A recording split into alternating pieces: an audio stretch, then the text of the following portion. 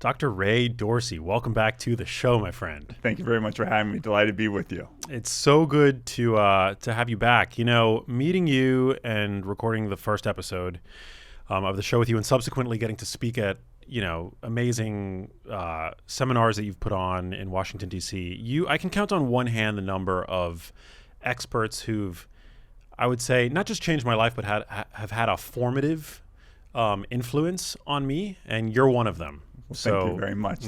It's just an honor to know you and to play a small part in helping you advance your work. Well, our shared mission is to end these brain diseases, right? And I think a lot of them are preventable. We're going to be the generation that can end dementia with Lewy bodies. We can be the generation that ends Parkinson's disease. We can be the generation that ends ALS. I think we can be the generation that ends and prevents many of these diseases from affecting millions of people, not only in the United States, but around the world.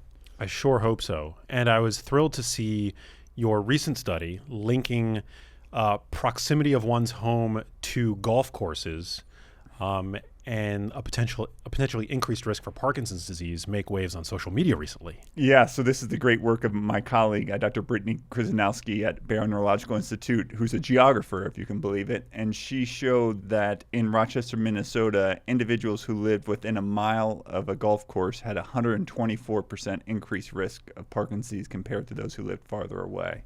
Wow. And so it begs the question, what about living next to a golf course causes Parkinson's? And it's likely pesticides. So we know that, for example, farmers are at increased risk of Parkinson's disease. We know people who drink well water, which is prone to contamination by pesticides, are at increased risk of Parkinson's disease. We know that people who simply live near where a pesticide called paraquat, a weed killer, have a doubled increased risk of Parkinson's. But it turns out that golf courses per acre use a lot more pesticides than farms, maybe up to 80 times as much. So they found in Rochester, Minnesota, people who live close to a golf course had increased risk of Parkinson's disease. The analogy I like to use is almost like secondhand smoke. These aren't the people applying the pesticides. These aren't the grounds crew or the landscapers. These are just people who simply live near where it is, and you have a twofold increased risk of having the disease. I mean, it would be interesting to see the groundspeople and to investigate whether or not they're seeing an increased risk as well. So there are 3 studies that link green space workers, landscapers, pesticide applicators to an increased risk of Parkinson's disease. There's one study that links green space workers to an increased risk of ALS. There was even a study done long ago that looked at golf course superintendents and found them to be at increased risk for having neurological disorders.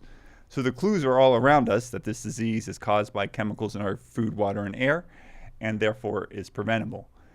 We don't need to have these diseases. Parkinson's disease wasn't described until 1817. Do you know when dementia with Lewy bodies was described? I'm going to guess, I think it was in the 80s, right? Yeah. So dementia with Lewy bodies, which affects nearly 1 million Americans estimated, was not described until 1976. So this Japanese psychiatrist, Dr. Kenji Kosaka, had a patient who had both Parkinsonism, slowed movements, and dementia. And he looks under the brain and he sees the pathological hallmarks, which are called Lewy bodies, clumps of an aggregated protein called alpha-synuclein, throughout the cerebral cortices. He wasn't sure what they were. He called Lewy body-like because he was so puzzled by it. In his case report in 1976, he says, as far as I know, no other cases have been reported. Wow. And then in 1984, he writes a follow-up paper in which he asks, is this a new disease? ? And as we argue in our book here, a really smart German pathologist in 2003 named Heiko Brack said that Parkinson's disease, which we think of as a brain disease, doesn't begin in the brain. He said, when I look at the pathology of Parkinson's disease, I see it first in either the smell center, the olfactory bulb, or in a nerve called the vagus nerve, which goes to the gut.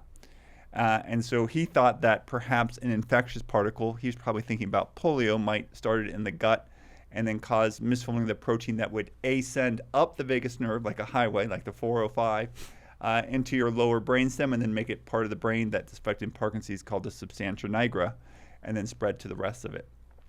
In 2019, my friend and colleague, Dr. Per Borghammer in Denmark, said, well, I think that's partially right, but I think there's 2 models of these Lewy body disorders. As you know, Parkinson's disease and dementia with Lewy bodies both have these clumps of misfolded protein under the microscope called Lewy bodies. He said there is a body-first form of the disease that likely begins in the gut, And then he says there is a brain first form of the disease that begins in the nose. And I said, I've read all his papers, printed them out, had them in my living room, took my notes, and I sent him an email. I said, this is fantastic. How does this line up with toxins that we ingest that might predispose to a gut form, body first form of Lewy body disorders that spreads up, or intoxicants that we inhale that would first go to the smell center and then spread backwards? And he was a little skeptical, but we brought him around and we wrote a paper on this, the body, the brain, the environment, and Parkinson's disease, in which we argue that chemicals that we ingest, pesticides or dry cleaning solvents that we drink in contaminated water, will lead to a gut form first of Lewy body disorders, and toxins that we inhale, pesticides, air pollution, will lead to a brain first form. So with that background, I said, turns out dementia with Lewy bodies appears to be mainly gut or body first forms. Wow. So I said, what's going on in the food supply in Japan in the decades preceding Dr. Kosaka's description in 1976?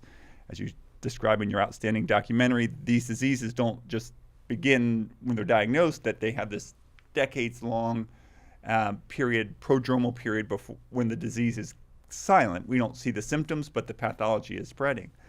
So do you know what happened to the food supply in Japan? I have no idea. So in 1940s, DDT was sprayed and prevented millions of people from getting malaria. It was so amazing that the guy who I can't remember his name, who developed in the 1930s, won the Nobel Prize, and DDT saved lots of people from getting malaria during World War II. What Rachel Carson was concerned about was the indiscriminate use of pesticides. So after World War II, when DDT is used to prevent people from getting malaria, it sprayed everywhere, including on the rice paddies in Japan. You could find then it contaminated the water in Japan, and it would get into the rice itself. DDT is fat soluble, so it's stored in our fat. I have more DDT in my body than you do, because I've been around a little bit longer than you have, and it damages those dopamine-producing nerve cells that are damaged in both Parkinson's and dementia with Lewy bodies. A study looked at the levels of the DDT in the fat tissue of Japanese men, just a general population. Of course, there was none in the 1920s, none in the 1930s, and then it starts to go up in the 40s, and then the 50s, and then the 60s until Japan bans it, and then it slowly declines. I don't know, it's a hypothesis that we put forward in the paper, that perhaps the first cases of dementia with Lewy bodies are happening in Japan, decades after DDT is sprayed on rice paddies, getting into the food and water supply, accumulating in the fat of the Japanese general population. And as you know, fat-soluble pesticides have been found in the brains of people with Parkinson's disease. Well, that's shocking. And DDT was banned, was it not? Yeah, but I mean, a lot of these pesticides, herbicides, they share commonalities, right? Because their end intent is to basically do the same thing to either weeds or pests. Yeah, so how do many of these pesticides, not all, but many of them work by damaging the nervous system. That's what their job is to do. So they're damaging the nervous system of insects and therefore killing insects.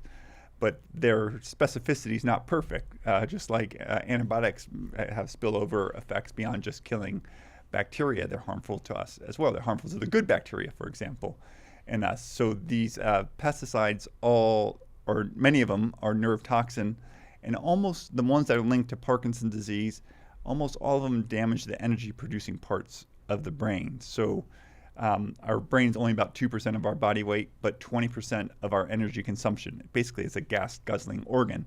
And the things that guzzle the most gas, the most energy, are the neurons, which consume 75% of it. And some neurons have enormous energy demand. So we have a nerve that goes, like the vagus nerve, is really long. It can be a meter long, and someone your height or my height, it can be a meter long. We have nerves that go from our spinal cord all the way down to our feet, and they can be really long, and they're chock full of mitochondria. It turns out that the dopamine-producing nerve cells in the brain, if you stretch them out, they're 2 meters in length. So they're our height. Very long, wow. 2 meters in length.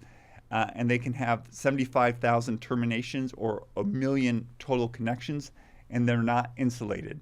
One of my colleagues says, just imagine them as a big garbage bag filled with jelly beans, and those jelly beans are mitochondria, which are necessary to produce energy to maintain the nerve cell. Well, if you damage those mitochondria, you damage those jelly beans, you can kill off the nerve cell, and that's what many of these toxins that we're inhaling, consuming, likely are doing. It's crazy. I think most people at this point, there's some sort of colloquial awareness of a potential link between pesticide exposure, at least occupationally, and cancer risk. But you're single-handedly, and colleagues, arguing that Parkinson's disease, a condition, now the fastest growing brain disease, which I learned from you, a disease whose etiology has been very mysterious. You're arguing that it's predominantly an environmental condition. Yeah, it's probably predominantly man-made. This isn't new. In the 1980s, Dr. Andre Barbeau in Canada looked at rural areas of Canada for the prevalence of Parkinson's disease, and he looked at pesticide use, and he found a near perfect correlation. So the correlation scale goes from -1 to 1. He found a correlation coefficient of 0.967 between rural areas of Canada that use pesticides, the amount that they used, and rates of Parkinson's disease. Dr. Caroline Tanner, just up in San Francisco, demonstrated that farmers who worked with paraquat or rotenone had a 150% increased risk of developing Parkinson's disease. Academic researchers showed that when you feed these pesticides to laboratory animals, they develop both the pathology of Parkinson's disease and the features of Parkinson's disease. It turns out, according to reporting from The Guardian, that a manufacturer of paraquat, had done research in rats, mice, and rabbits in the 1960s that demonstrated exposure to 3 different mammalian species produced the features of Parkinson's disease, including tremor, and concealed these experiments from the public. So there's a wide range of information, both from academic studies, from industry, from the laboratory, and from human studies, linking certain pesticides to Parkinson's. It's crazy. Yeah, we had Carrie Gillum on the podcast, who I met thanks to the symposium that you orchestrated in DC on brain and environment. And yeah, I mean that was a shocking episode, to say the least. Yeah, and so she's done this investigative reporting because some farmers, including in California, have sued the manufacturer after they developed Parkinson's disease because they were exposed to paraquat. And as part of those legal proceedings, many of these documents were made public, and Carrie and her colleagues have done a tremendous amount of investigative work to detail the science that they themselves knew decades before academic researchers knew. So you often hear that the levels of pesticides that are found in foods today are exceedingly low, in the parts per million, parts per billion, parts per trillion. Like, that's something that you often hear from people who seem to be advocates for pesticide use in American agriculture. But do you think it's possible that low-level exposure throughout a lifetime to these chemicals might in some way be actually driving this condition? Yeah, so let's just do a little math. So you're drinking some water.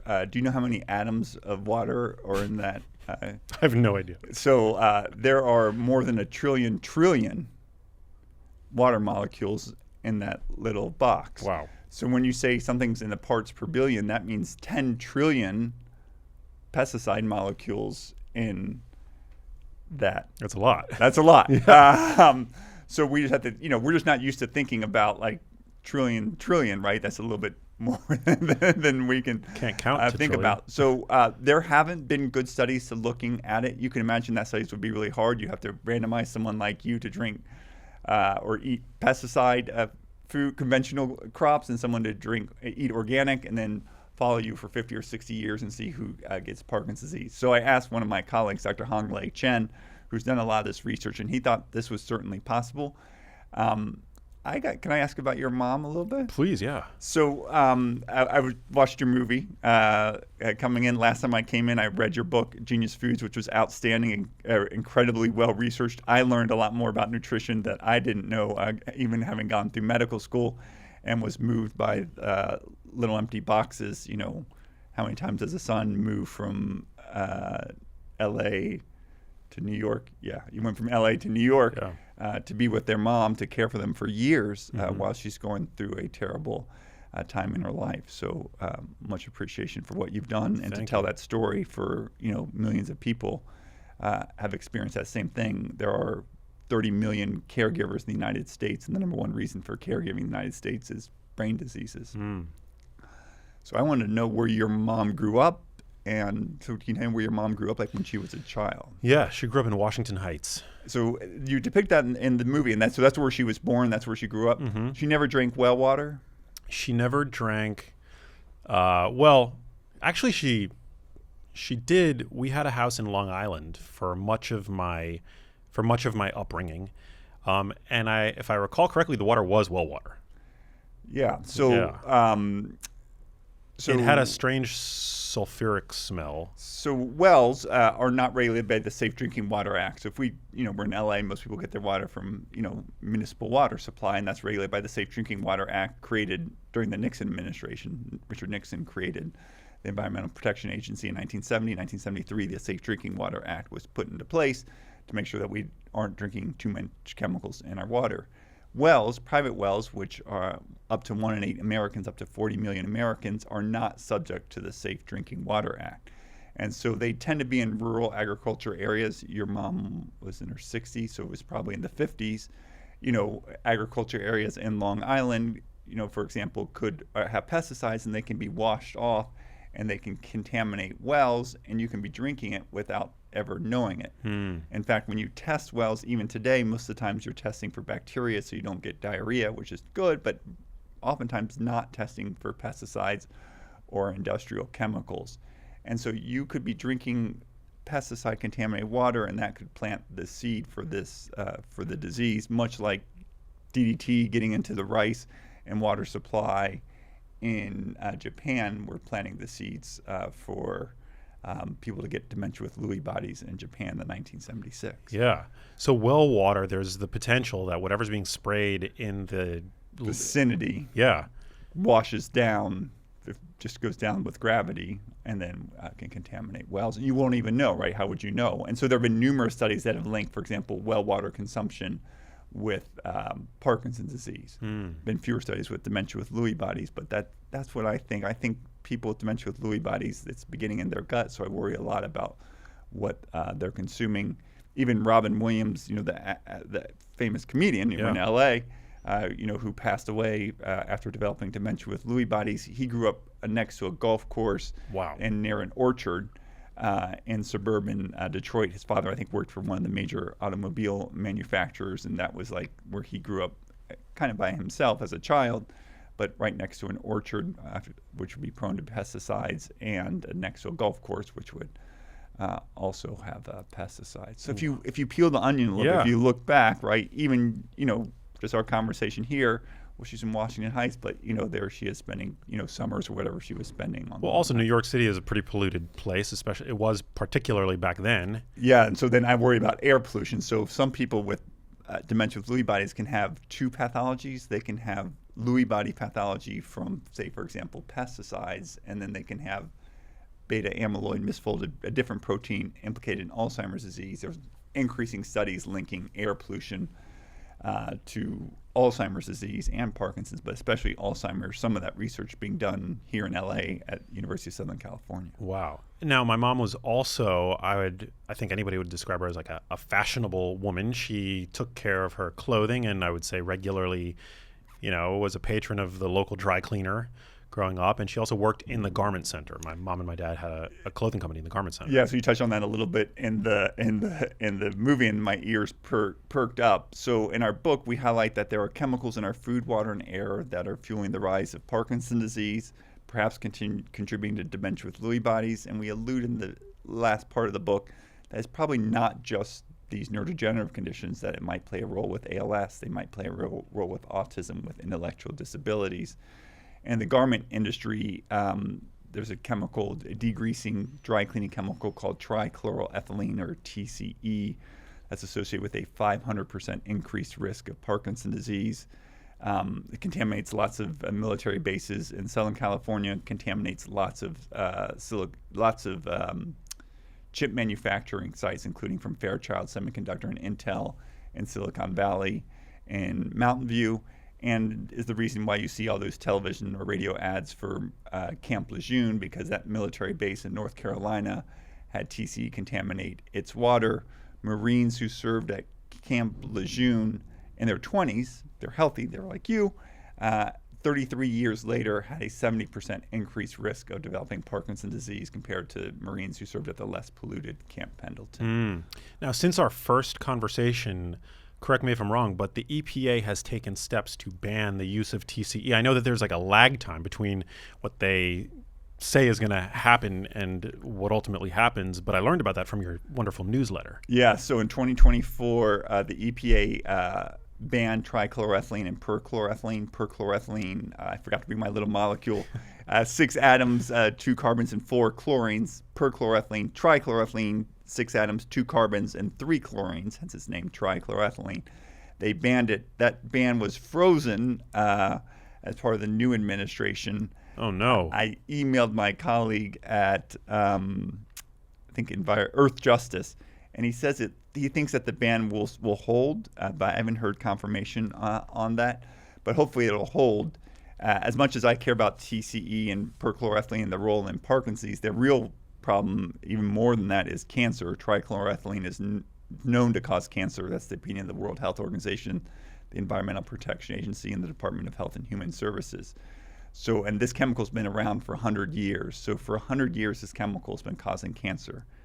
A century of cancer: non-Hodgkin's lymphoma, renal cell carcinoma, liver cancer, multiple myeloma, prostate cancer, likely brain cancer, likely leukemia in children. And that's so it's been banned. I think the phase out is over the next 10 years, which is outstanding. Future generations are going to applaud our action, just like we think future generations are getting rid of lead. Still more work to be done, but it doesn't do anything about the contaminated sites that are among us today. Man, we got to get this message to Bobby, to Secretary Kennedy. Well, so he was working as an environmental attorney up and down the Hudson River Valley, and he would have been very likely to have encountered trichloroethylene. And he actually worked in some cases to prevent contamination of places that were owned by Native Americans, where all the elders were disappearing because no one was living to an old age, as implicated, I think it was in a documentary, perhaps due to the effects of toxic chemicals in the Hudson River Valley. Wow, man. Yeah, so I wonder if my mom at some point had been exposed to TCE. Who knows? But I mean, her company was it was a textile manufacturing company. Yeah, I worried most about, for your mom, about what she was drinking, because I think that for people with dementia with Lewy bodies, I think most people starting in the gut. So I worry most about what she was ingesting. Wow. I think the inhaling of, she lived right near the freeway. I forgot which freeway she was. We did, yeah. Well, I did with her for a couple of years, but yeah, she lived. Well, no, actually, I grew up right off the FDR Drive. Yes, and so I worry about that. I recently moved to New York City, so we're living in Midtown, away from the freeways. But yeah, so I worry about that. There are studies, for example, in LA that looked at women in their 70s with normal cognition and followed them prospectively. And those women who lived in more polluted areas, I believe it was in Los Angeles, had greater rate of cognitive decline over 5 to 8 years than women who lived in less polluted areas. Can you touch on, how well because what comes up often when you share the results of these kinds of observational studies, it's like, well, there's a lot of confounding variables to it. It's correlational. It's not necessarily causation. That somebody who lives closer to areas of high exposure might be lower on the socioeconomic spectrum. How well are researchers able to control for these myriad variables? So let me first tell you a story, and then I'll come back to how do you go from an association to causation. So there was a really smart woman named Lillian Calderon Garcia-Duenas, still living at the University of Montana. She was the Doogie Howser of Mexico. At age 16, a woman, young woman, goes to medical school in Mexico City, and she's concerned about the air quality in Mexico City, which had the worst air quality in the world in the early 1990s. So she does a crazy study. She looks at children and young adults who unfortunately die prematurely from either car accidents or gun violence in Mexico City. She looks at 203 brains, ages 11 months old, infant, to age 40. In 202 of the 203 brains, she finds the pathology of Alzheimer's disease. Wow. And in children, all the way in children. So this is before they're diagnosed. No one's got Alzheimer's disease, right? They're too young. You're 40 years old. You don't have Alzheimer's disease by and large. And so 11-month-old clearly doesn't have it. But they have the seeds of Alzheimer's disease there. 20% have the seeds of the misfolded alpha-synuclein in their brains, including in the lining of the nose, the olfactory epithelium. She then does a second study. She looks at dogs in Mexico City and dogs in a less polluted part of Mexico City, a less polluted part of Mexico. She finds that the brains of the dogs in Mexico City have high rates of Alzheimer's pathology versus the dogs in the less polluted one not having. So that's powerful evidence that the seeds of this disease begin early. And your documentary, outstanding, you said 10 to 20 years. It might be 30, it might be 40, it might be 50 years. It might be generations before the disease manifests. For your mom, it might be what she was drinking, in summers in Long Island, manifesting 50 to 60 years later. So this question of how do you go from association to causation. So do you know how smoking was found to cause lung cancer? No. So there was a study, it was called the British Doctor Study, and it was done by a physician named Richard Dahl and a statistician named Sir Bradford Hill. And they did this crazy study in England, remarkably similar. They took postcards, they mailed them to doctors. They had the doctors fill out, do you smoke? Yes, no, and how much do you smoke? And they mailed the postcards back to Dr. Dahl and Dr. Hill. And they just waited for them to die. And then they compared the causes of death for those who smoked and didn't. And so they looked at those who smoked and looked for lung cancers and then non-lung cancer. Sure enough, people who smoked had a 30-fold increased likelihood of developing lung cancer. So Sir Bradford Hill said we have great association between smoking and lung cancer. But how do we know it's not something else? How do we know that it's not smokers are also drinking more coffee and therefore it's the coffee that it is and the smoking is just a marker for it? So he was deeply troubled, and so he put together a lecture and he put forth 9 criteria from which we could move from an association to a causation. Now, I'm not going to get all 9, but some of them were the strength of the association. So you have a 30-fold increased risk, you get better sit up. If you have 150% risk, a 500% increased risk, 70% risk, 124% risk, you need to pay up. Is there a consistency of findings? Does this happen? Is it replicated in multiple studies? So it's not just one investigator who does it, but it's multiple distant investigators. Is it biologically plausible? Is it possible that smoking cigarette could lead to lung cancer? Sure. So other competing theories at the time were actually, was it asphalt? Was it sequelae of gases from World War I? Not the craziest ideas, sure, asphalt. But, this seems things. Does exposure happen before the disease? And sometimes not even so clear, but clearly you smoked before you died, so that it happened that way. Are there animal or laboratory evidence that is supportive of it? Is there a dose-response relationship? The more does your risk of lung cancer increase with the more cigarettes you smoke or for the longer duration that you smoke? So for our study, you start off with a golf course. So it turns out like people who live near the golf course are at increased risk, but the people who work with the pesticides, 3 studies have linked it. So you have a sense like for farmers are at the most risk. People who drink well water are at intermediate risk, and people who don't do either have the lowest risk. So when you start looking at the information in toto, you come up to this conclusion. The other thing is you might want to ask yourself, what evidence would you want? So I'll give you one final one. One of my colleagues, Dr. Tim Greenemeyer, who was, I think, on your panel. Yeah, he was, yeah. So Dr. Tim Greenemeyer, an outstanding Parkinson specialist and an outstanding neuroscientist and probably a better person. Very humble. In 2000, he and his colleagues showed that chronic exposure to a naturally occurring pesticide called rotenone produced Parkinson's disease in laboratory rats. And so he said chronic exposure to a pesticide, rotenone, causes Parkinson's disease in laboratory rats. Like the other pesticides that are linked to Parkinson's, it damages the mitochondria, the energy-producing parts of cells. 20 years later, he discloses that he himself developed Parkinson's disease. Wow. And in an article in Science, he says he perhaps was not as careful as he should have been in terms of the experiments that he was conducting in terms of minimizing his own exposure. So we've done the human experiments. I really don't know what more evidence people want or what could be generated to answer the questions. We're not going to randomize people to farm with paraquat and not farm with paraquat and follow them for 50 years. If we did, I strongly suspect we would see high rates of Parkinson's disease. Wow. Yeah, that's what's referred to as the Bradford Hill criteria, which interestingly came up just an episode ago with Dr. Leo Trasande, one of your colleagues. Oh yeah, he's outstanding. I just met with him a couple of days ago. So he's a pediatrician, and he's been doing this for longer than I've been, and he's been looking at the effects of endocrine disrupting compounds on the development of children. And so we were just talking last week, because I'm now in New York City. Could we look at the exposure to these chemicals as a child, and then what does this mean for them 30, 40, 50 years later?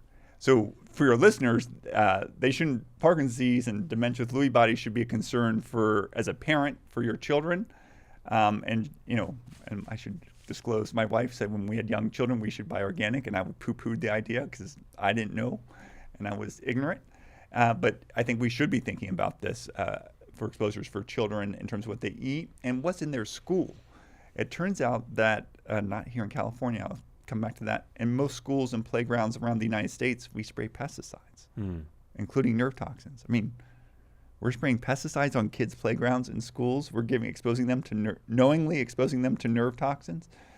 I mean, there's some things that we're just doing that just don't make any sense. It's very upsetting. But I mean, my heart goes out to consumers today who are tasked with navigating a very confusing environment. I mean, I know I've witnessed many credentialed, quote unquote, nutrition experts on social media assert that organic is a scam.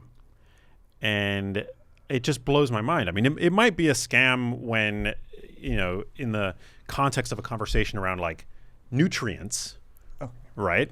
But when buying organic, you're reducing your exposure to these kinds of synthetic pesticides. Yeah, and they get concentrated as they go up the food chain. So some of the reason why, some studies have linked high milk consumption to Parkinson's disease. And I'll give you an explanation for why I think it is. I don't think it has to do with the nutrient consumption of the milk. In Hawaii, there was a cousin of DDT's a pesticide called heptachlor, was banned, but the Pineapple Growers Association of Hawaii, you can't make this stuff up, petitioned to have an exemption to use heptachlor to protect their cash crop in Hawaii. And so they used the heptachlor to protect their pineapples. The pineapples survived. But then, the green leafy part of the pineapple, they then fed it to cows that was been sprayed with this pesticide. The pesticide, as we discussed further, concentrates in milk. So guess what the cows did with the pesticide? Concentrated in their milk? They concentrate in their milk. That milk then makes its way onto the shelves of grocery stores in Hawaii, where it was discovered and then led to a recall. Dr. Carly Tanner, the one woman at UC San Francisco, and colleagues just happened to be doing a study of aging in Japan at that time. And they found that high milk consumption in Hawaii was associated with Parkinson's disease. Whoa. Then they waited for these individuals to die, and sure enough, the high milk consumers had fewer of those nerve cells that produce dopamine in their brain. And remember that I told you it's fat soluble and your brain's very fatty. In the brains of the individuals who drank high amounts of milk who had fewer nerve cells that produced dopamine, they found the residue of the pesticide, heptachlor, in the brain. So, listen, I used to think our food was safe, our water was safe, our air was safe. I unfortunately don't think that anymore. Maybe that's unfortunate, but it's an unfortunate realization.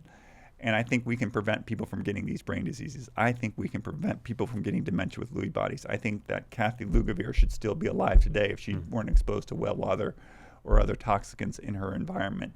I think that 1 million people with dementia with Lewy bodies need not be suffering, that 1.2 Americans need not be suffering, that 200 Americans who are being diagnosed with Parkinson's disease, that the vast majority of them need not have been diagnosed, that this is a preventable disease. So much so that when I see someone with Parkinson's, I get pissed off because I think this is preventable. These are terrible diseases, as you depict, movingly in your thing. The boxes are empty, right? Why do these boxes need to be empty? Why does Kathy Lugavere need to die in her 60s? Why can't she still be here today witnessing the great accomplishments of her son? Amen. Your lips to God's ears, brother. That's why I get so infuriating at the obstacles, that there are so many obstacles. But we've done this. Air quality in Los Angeles, although still lots of room for improvement, 50 to 90% better than it was in the 1970s. The governor of California in the 1960s said we should eliminate all unnecessary driving. That's how bad air pollution was. Wow. That governor was? I don't know. Ronald Reagan. Oh. And Ronald Reagan's also the first president to ever get Alzheimer's disease. Whoa. So and we think it's aging. Well, not really.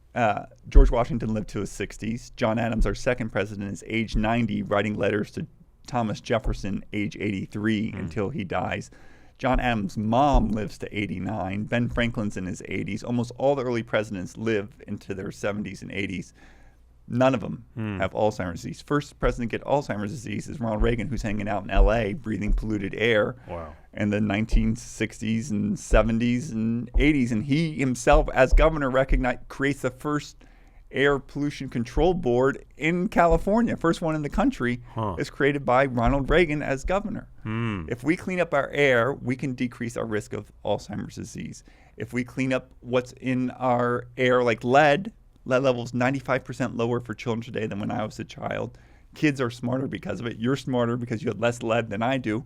We should use that intelligence to create cleaner food, cleaner water, and cleaner air for all Americans and for all people. Amen. It's so crucially important, and you're right, and I'm right there with you. So what, for people listening and watching this episode of the show, where should my listeners begin? Like, obviously, water, air, food.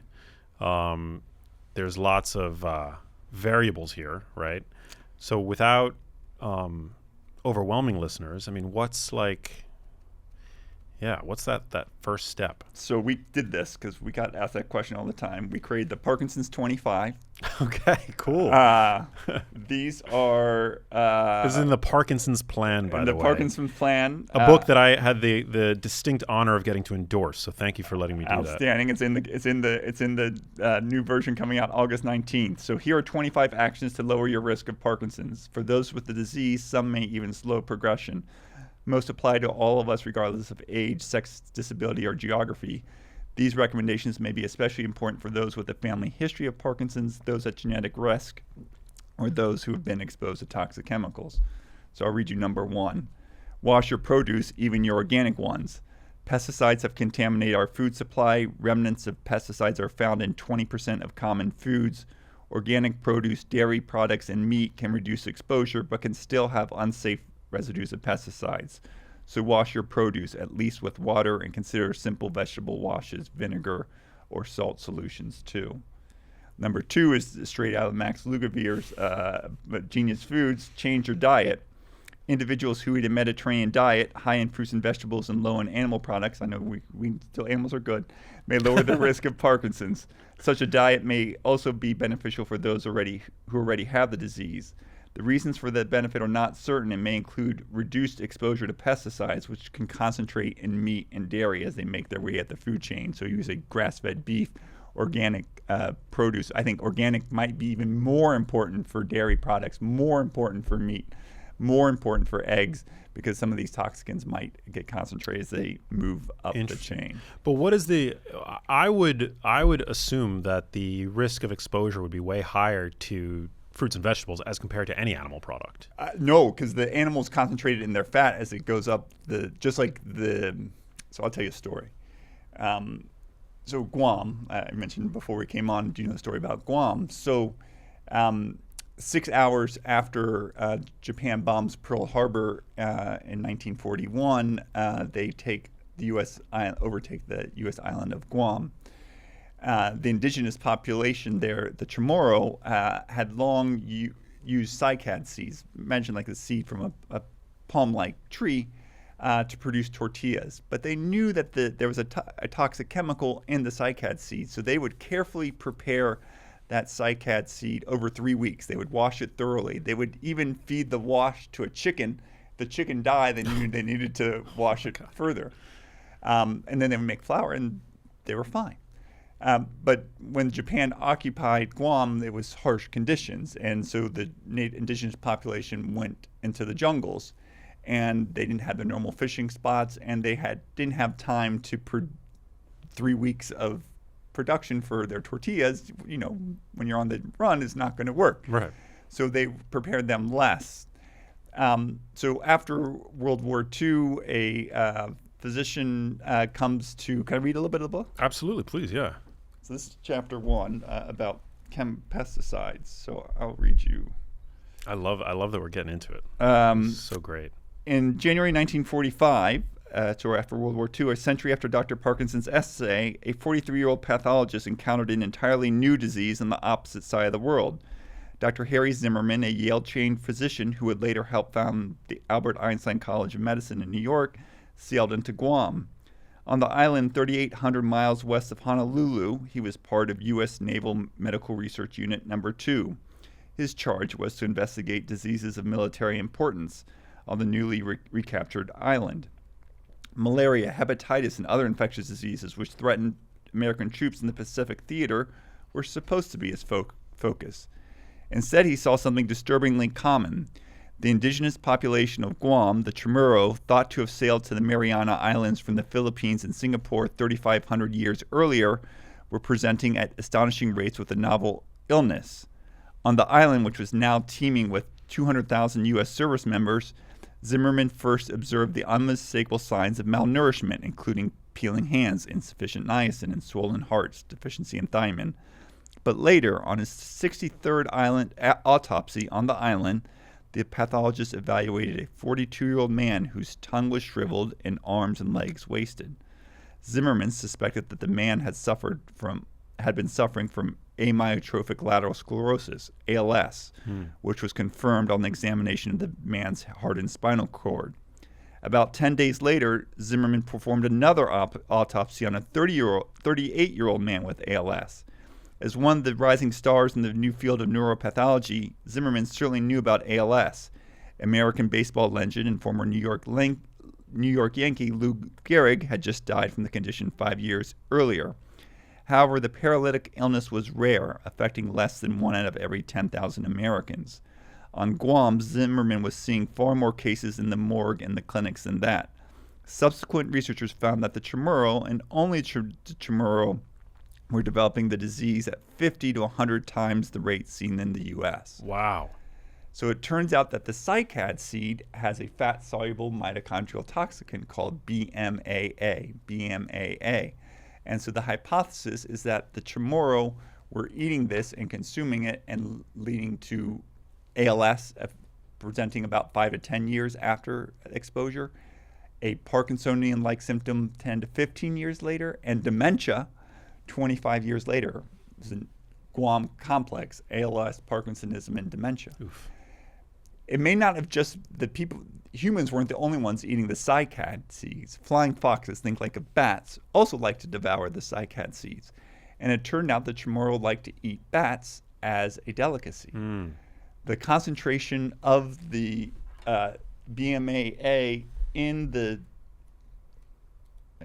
bat was 100 times what it was in the cycad plant. Oh, wow. And then in the Chamorro people, it would be 100 times that. So the bats were bioaccumulating this plant toxin. Exactly. Essentially, and they were eating bats. Wow. And so just like, the cows concentrating the heptachlor in their milk and the humans consuming the milk, you see the same thing.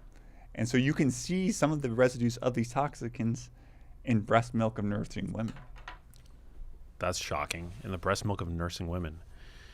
Wow. So yeah, I mean, so toxins are stored in fat-soluble toxins. Yeah. And these the compounds that we're discussing are among them. Yeah.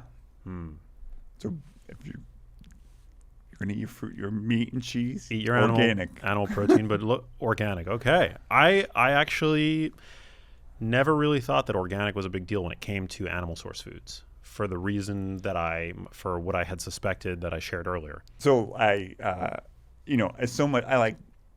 a vegetarian, but I eat. Well, actually, not to cut you off, but it's interesting because you want to be, especially if you're eating 100% grass-fed cows. Yeah. Right? You want to make sure that the grass that they're eating. Very interesting. Wow. Yes. So exactly. And so I like dairy products. I'm generally a vegetarian. But I get really concerned about cheese and yogurt because I like to eat cheese and yogurt. And so I get really concerned, where's my cheese and yogurt coming from and what were the cows eating?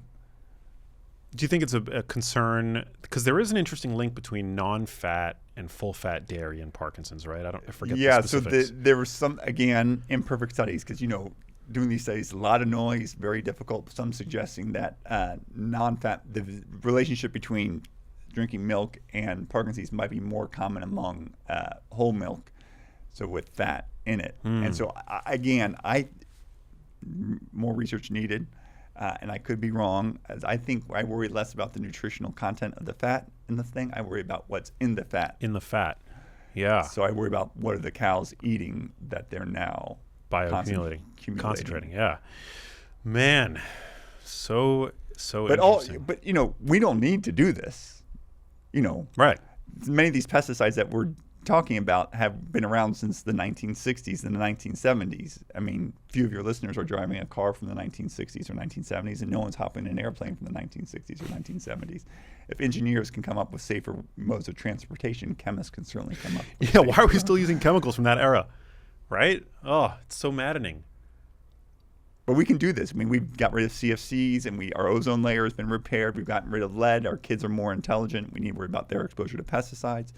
We've gotten our air quality better. We need to make it even more so that rates of asthma, rates of Alzheimer's disease, rates of lung diseases can all drop as well. Well, is there anything that we can do? I mean, I'm clocking 43 years now of eating primarily non-organic meat and dairy products. So is there any hope? I don't think it's a fait accompli. And so the best analogy is for smoking.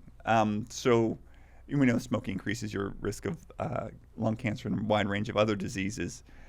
Within, I think, minutes of stopping your smoking your last cigarette, your carbon monoxide levels drop. Within days, your heart rate drops. Within months, your shortness of breath decreases. Within years, your risk of heart attack goes down. Within 10 years, your risk of lung cancer is halved. So if you've been exposed in the past, there's no reason for nihilism.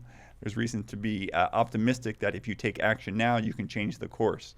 I'll give you an example of how crazy it is, like what you can do with diet and exercise. There was a study in New England Journal of Medicine, just came out 2 weeks ago, randomized people with colon cancer who had surgery and had chemotherapy, and randomized them to receive a pamphlet on exercise or a dedicated exercise program over months, and then follow them for, I think, average follow-up was for 8 years. This is to see the benefits of exercise in people who've had colon cancer, who've had surgery, have had chemo, are 60 years old on average. The intervention group, on average, had 3 extra hours of brisk walking a week. 3 extra hours of brisk walking a week. Vast majority of people could do that. Their risk of recurrence was like 28% lower of colon cancer. Their risk of dying was 37% lower. If you treated 14 people with this exercise intervention, you prevented 1 death. That's what the effects of exercise can be on people who've had colon cancer, have had chemotherapy, have had surgery. What could be the effect of an organic diet on those individuals? What could be the effect of reducing reducing exposure to air pollution for people with Parkinson's, with Alzheimer's disease? I mean, these are all questions that we should be asking. There's tantalizing clues that, for example, people with Parkinson's who are exposed to high levels of air pollution have an increased risk of hospitalization. So the corollary might be, if you have less exposure, you might have a slower progressing course. The reason some people with Parkinson's might have a slower progressing course is they've stopped having exposure to the toxicant, whereas those who are having more progressive course might still be a farmer, still being exposed to pesticides. I think we can modify the course even for those with the disease. The Parkinson's 25 lays out these 25 recommendations for those who never want to get the disease, and for the people who already have it to perhaps to slow and generate a more favorable course. It's so important. I mean, Dr. Trusande, who was on the show, shared that even in the short term, I mean, switching to an organic diet increases the excretion in urine of various pesticides. Yeah. I think there's a lot that we can be done and a lot to be investigated. I think part of the time we're in medicine is we're always trying to cure a disease. We're trying to look for a magic pill to cure it. And out of every Parkinson's research dollar, only 2 cents is being spent on preventing the disease. Only 2 cents of every research dollar. The United States, we sell homes for more money in Miami than we as a society invest in trying to prevent Parkinson's disease. Wow. And if you care about just dollars and cents, if Ray's crazy and only 1% of Parkinson's disease is preventable. If we prevented 1% of Parkinson's disease, the economic value to the United States would be $500 million. Half of that to Medicare alone. $250 million which is the amount of money NIH spends on Parkinson's research. We prevent 1% of Parkinson's disease, we save Medicare $250 million. If 10% is prevented, we save $2.5 billion of it. And that's just to Medicare. That's not counting the suffering. That's not counting, Max losing his mom. It's not counting your mother and the experience that she went through, The emotional toll, yeah. The emotional toll. This is just pure economics. If we prevent these diseases, we save our society huge amounts of money. We increase the productivity of the labor force. We have fewer caregivers. Instead of 30 million caregivers, maybe we get to 15 million caregivers. All this is accomplishable. I think all of it is accomplishable easily within our lifetime, if not in the next decade. And in our book, we lay out goals for 2035. We say that by 2035, there are 3 goals, 0, 10, and 100. By 2035, the global incidence of Parkinson's disease has risen 0%. That we halt the rise of Parkinson's disease by 2035 globally. That means by 2036, we start the fall of Parkinson's disease.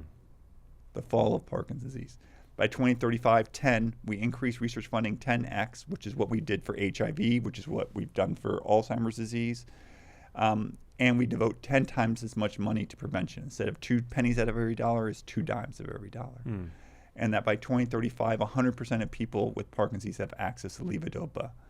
For HIV, 90% of people, the goal is to have 90% of people have access to highly active retroviral therapy, which is expensive and complex and has its safety issues, but still, enormous benefit.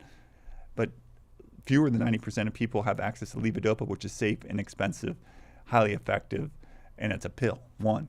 And so we should make that 100%. So by 2035, 0%, we halt the rise of Parkinson's disease adjusted for age, tenfold increase in funding, tenfold increase in monies going to aimed at preventing the disease, and 100% of people having access to the most effective medical treatment for it. And levodopa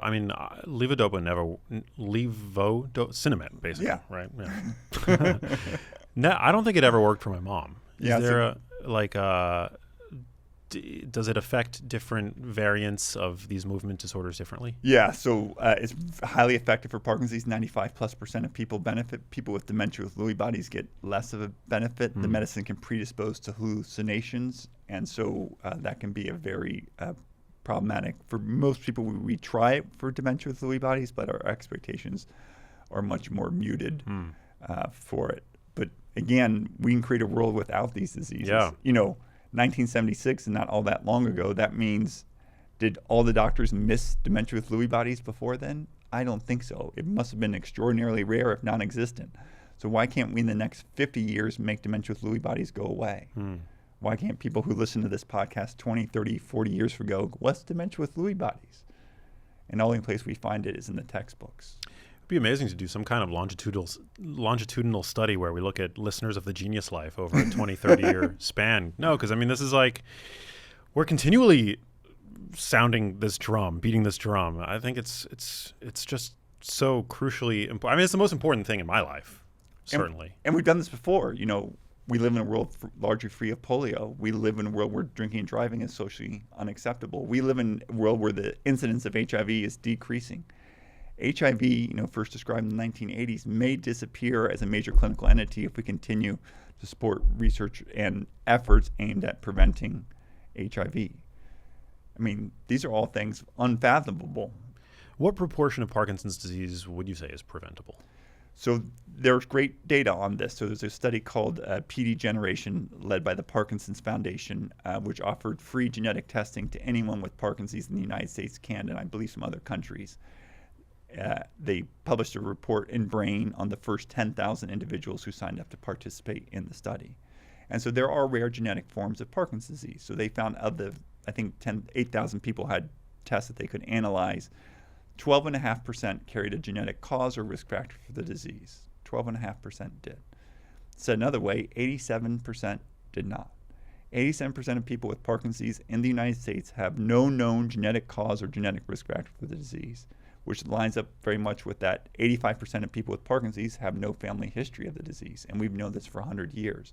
So for a small set of people, 12.5% have a genetic cause or risk factor disease. Even among that 12.5%, only 1 to 2% have a genetic cause that's pure, that's 100% penetrant, that you have it, you're guaranteed to have it. The most common genetic cause of Parkinson's disease is mutations in a gene called LRRK2. Your lifetime risk of developing disease is about 40%. So even for the most common genetic cause of Parkinson's disease in the world, it's incomplete in its penetrance, suggesting that there must be other factors, for example, the environment, that explain why some people develop the disease and some don't. The most common genetic risk factor for Parkinson's, about 5 to 10%, 8 to 10%, are mutations in a gene called GBA.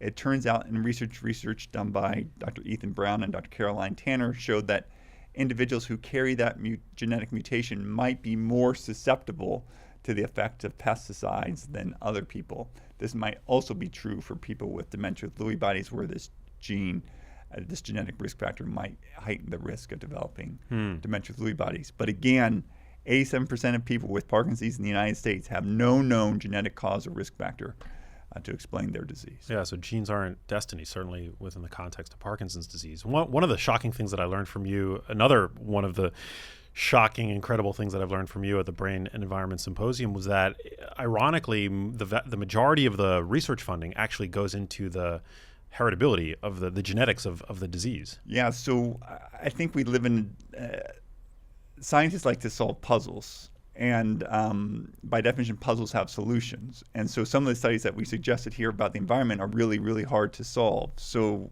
what's easier to solve are genetic studies, because you can get an answer. Is there a gene associated with Parkinson's? You can look at people's DNA and you can map out who has Parkinson's and who doesn't, and you'll get an answer. And the answer to that is increasingly clear, that the heritability of Parkinson's is low. It's among the least heritable of all major medical conditions, like type 1 diabetes and schizophrenia are at the top. And at the bottom are diseases like ALS and Parkinson's disease. And I think because we live in a genetics paradigm, because we have been misled that everything around us is due to genetics and family history, but in reality, the environment's far greater influence on your health than genes. Genes affect about 20 to 30% of your health generally. Parkinson's disease, less. So 6 times as many studies have gone into the genetics of Parkinson's disease than the environment.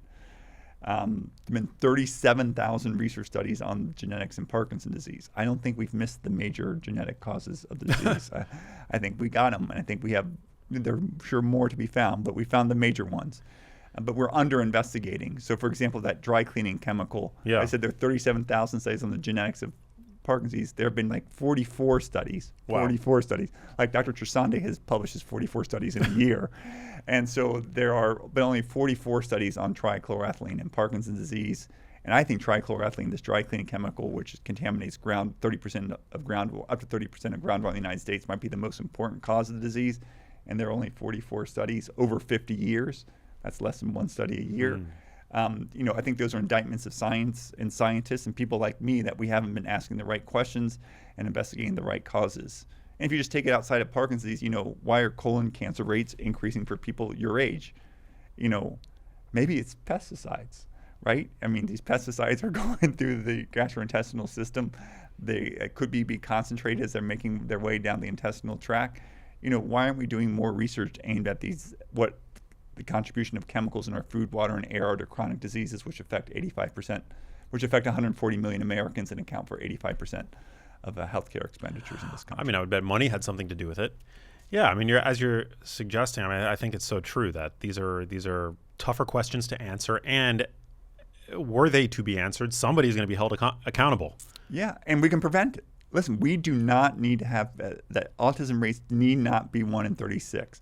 We don't need to have ALS be increasingly common. We don't need to have 6 million people with Alzheimer's disease. If we clean up our air, we'll have fewer people with Alzheimer's disease. If we clean up our food, we get rid of trichloroethylene. We give people ways to prevent trichloroethylene from entering their indoor air at home, school, or work. You will have fewer number of people with Parkinson's disease. Parkinson's disease does not need to be the 14th leading cause of death in the United States. Alzheimer's disease does not need to be the 10th leading cause. We've gotten rid of other diseases in the past that have fallen off that list. HIV is one of those that is falling off the list. 10,000 fewer people die per year in the United States because of mothers against drunk driving, because drinking and driving is socially unacceptable. 10,000 fewer children, 10,000 fewer schools, families, communities torn apart because of people like Candace Lightner finding her voice and changing the course of drinking and driving just 40 years ago. Never doubt that a small group of committed, thoughtful citizens can change the world, because it's the only thing that ever has. Yeah, I love that so much. So, okay, do as best as you can to drink clean water. There are various. I mean, we've ad nauseum covered this on the show in the past, but any type of filter is likely better than nothing. Yeah, so I'll read you more. Yeah. Parkinson's 25. We'll get a preview here. So the first are around what to do with your food, and then the next ones are what to do with your water. So here's check your well. Up to 1 in 8 Americans have a private well. Unlike municipal or city water, these wells are not regulated by the Safe Drinking Water Act. They are infrequently tested and prone to contamination from pesticides and industrial chemicals. If you have one, test it regularly for pesticides and chemicals like trichloroethylene in addition to the usual bacteria. Testing for these chemicals is often not done. The EPA provides a list of laboratories to certify. Number 9, use a water filter. A simple carbon water filter widely available in supermarkets can reduce exposures to pesticides, TCE, and other chemicals that may be in your water. These carbon filters can be installed for the whole house at the point of entry or at the point of use, such as a faucet or even a water pitcher. And that's what I started doing. My brother moved to Vegas somewhat recently, and he was ordering bottles of spring water, which I actually do. I'm very grateful and lucky that I get to order bottles of spring water in glass to my house. I do that, but for people for whom it's cost prohibitive, I mean, my brother has a lot of expenses. He's got a young family. He installed in his kitchen sink a reverse osmosis under the sink purifier, and he said it only cost him like a couple $100, but like netted out over years. I mean, in Vegas, there's a lot of golf courses, and he lives, I think, close to one. So I was like, that's great that you just did that. Yeah, no, in Rochester, I got like a $20 to $30 one on our kitchen faucet. I mean, wow, amazing. It's not a thing. I'll give you one more. Don't poison yourself. Sometimes the remedy is worse than the disease. Insects, including fleas, ants, and moths, can be unwanted guests. Unfortunately, some common pesticides can increase the risk of Parkinson's. For example, the pesticide permethrin, found in flea collars, ant sprays, mouth balls, and outdoor apparel, can reduce dopamine-producing nerve cells in laboratory animals. Consider safer alternatives, and if necessary, minimize exposure by wearing a mask, increasing ventilation, and avoiding spraying near children. I mean, these are all like simple things that we can do to reduce our risk of getting exposure to nerve toxins. Yeah, wonderful. Do you have any thoughts on nicotine? Nicotine often comes up in the context of Parkinson's disease. You don't have to opine if it's outside of your wheelhouse, but there is some thinking that nicotine, obviously smoking is not good for you, but interestingly, there seems to be this inverse relationship between smokers and Parkinson's disease, with the thinking that nicotine might actually prevent some degree of neurotoxicity, right? Yeah, so there are consistent studies that smoking, people who smoke have a 40% decreased risk of developing Parkinson's disease. The reason, obviously no one's going to smoke because of Parkinson's. The reason's unclear. One thought is perhaps reverse causation. Remember Sir Bradfield Hill say that the exposure needs to happen before the disease. It may be that people who have not yet been diagnosed with Parkinson's disease have fewer dopamine-producing nerve cells and reduced reward from smoking. And there's some studies that suggest that people before they're diagnosed with Parkinson's disease, it's easier for them to quit. So it could be a case of reverse causation. Another thought is it turns out that some of the chemicals in smoking decrease the metabolism or breakdown of dopamine, so that people who smoke may have higher levels of dopamine in their brain, therefore less likely to develop Parkinson's disease. Another explanation, again, I don't know the answer, is does smoking change we know it changes the microbiome in your nose and your gut. Does it change the mucosal lining of your nose and your gut? Does it make it more resistant to these toxins to enter? Does burning have any effect on it? Again, these aren't no, it's there. People should not smoke. Listen, if you want to live a short, unhealthy life, breathe polluted air, and you can breathe polluted air by, hanging out on the 405 with your windows down, or by smoking or vaping yourself. So don't do it. But there needs to be more research. There have been some studies that have looked at nicotine in Parkinson's disease. It's largely been shown not to be beneficial, just studying nicotine itself. But the answer to that still remains unknown. And smoking also increases your risk for Alzheimer's disease. It's one of the key modifiable risk factors. Yeah, and so if you look at man-made diseases, lung cancer is the poster child for man-made diseases. Before Richard Dahl and Sir Bradford Hill did the experiment, they weren't sure what was causing it. In fact, lung cancer was so rare in the United States, it was considered a once-in-a-lifetime oddity. When doctors and students saw a case, they'd gather around because they thought they would never see one. Indeed, if you look at the graph of lung cancer deaths in the United States in 1900, it is almost zero.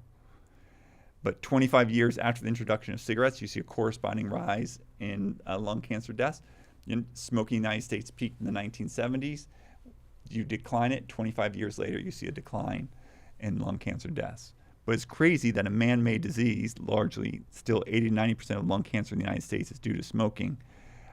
Lung cancer is the leading cause of cancer mortality in both the United States and around the world, and we know how to prevent it. Is there not a fourth potential explanation? I've read that nicotine in animal studies was shown to prevent the neurotoxicity associated with MPTP. Yeah, so I don't know. So MPTP is this chemical, also damages the energy-producing parts of nerve cells. It was the most famous example was people were creating street forms of heroin in Northern California in the 1980s, and as part of that production themselves, they created this chemical called MPTP. And this killed off the dopamine-producing nerve cells. So instead of 60 or 70-year-olds presenting with Parkinson's that was slowly progressive, people in their 30s were coming in with Parkinson's that had developed over days, and they didn't know what was causing it. And Dr. Bill Langston, a neurologist who's still living at Santa Clara Valley Hospital, was the one who did detailed investigative work and found out that all these individuals who were presenting with it had been using street forms of heroin. Now, what role nicotine does in terms of modulating the risk, I just don't know. Yeah, very interesting stuff. Well, Dr. Dorsey, this was phenomenal. I'm so excited for your new book, The Parkinson's Plan. Again, I wholeheartely endorse it. I got to my endorsement was published in the book, and yeah, the work you do is so important. Again, you've had a formative influence on me, and I think yeah, I'm just so excited to see your advocacy and your research, your rigorous research continue. It's so crucial. Just on the research, so I just joined a new organization called Atria in New York City. It's an organization that's focused on preventing diseases. So, most medical centers are really, really good at treating diseases, and that's what their wheelhouse is.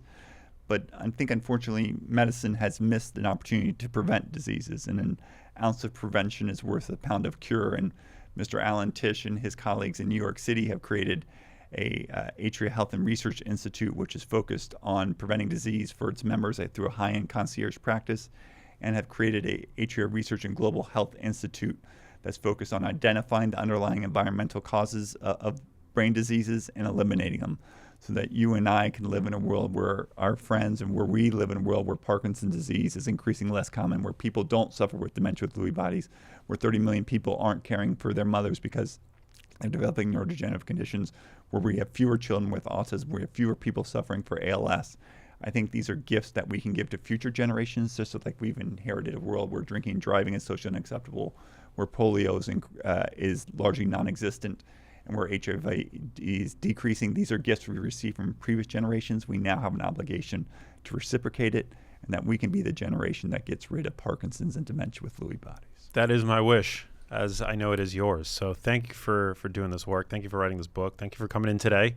You're a beautiful man, and I'm very grateful to know you and call you a colleague of sorts. And yeah, I'm excited to see where you take this research next. Outstanding. Thanks very much, Max. Thank you, Ray. Thank you guys for listening. Share this episode with friends and loved ones that may benefit from it. I don't know, honestly, who wouldn't benefit from this type of information. And sending love to all you guys out there. I will catch you on the next episode. Peace, everybody, and thank you to Melrose Podcasts for hosting us today. Hey, if you liked that video, you need to check out this one here, and I'll see you there.